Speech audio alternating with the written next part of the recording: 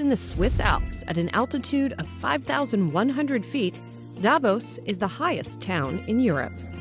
The World Economic Forum says it picked the Alpine hideaway, about 100 miles south of Zurich, because it was the ideal retreat to get away from all the trappings of daily reality.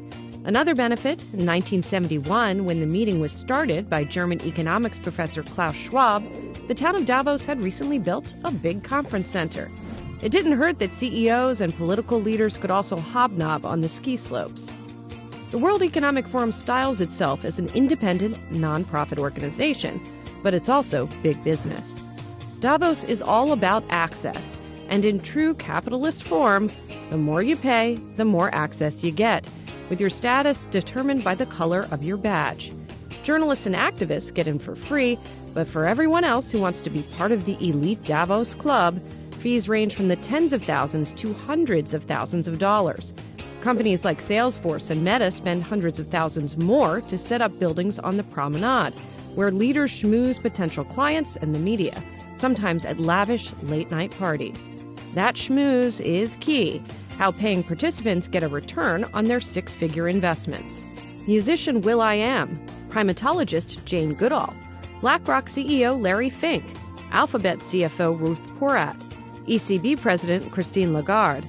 In theory, we could strike up a conversation in the line for coffee with any of these folks this year. Networking aside, WEF says the point of Davos is to embrace the principle of stakeholder capitalism, the idea that businesses should serve all stakeholders, that is, employees, customers, and the public as a whole, and not just shareholders.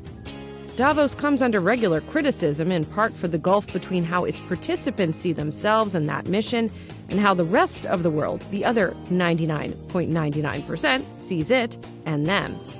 WEF touts the real change it says it has catalyzed, from increased global coordination on attacking air pollution to the pivotal 1992 speech by South African President F.W. de Klerk together with Nelson Mandela.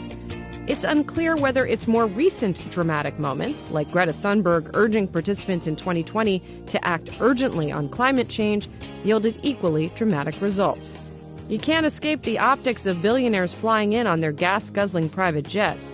J.P. Morgan Chase CEO Jamie Dimon reportedly called Davos a place where, quote, billionaires tell millionaires what the middle class feels. And indeed, Saz and I will be there next week reporting to you about what the zeitgeist is like. And one of our big questions, Saz, is whether we are still going to see big presences, big expensive presences on the promenade with this sort of belt-tightening environment we've seen among big tech.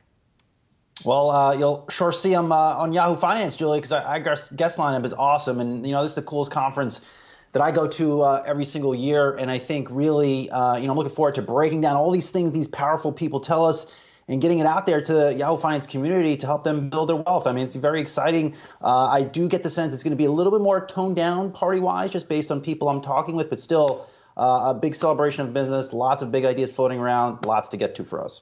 Yeah, absolutely. It's going to be fun to watch. I mean, I've already gotten a sneak preview of the lineup, so I'm on kind of that inside scoop of who you guys are going to be speaking with, and it's going to be exciting for our viewers to take a couple nuggets away from those discussions, too. Yeah, and if you guys have any questions for people, please tweet at us, and we'll ask them your questions. There should be, it's always an interesting place with some controversy, usually. We'll see.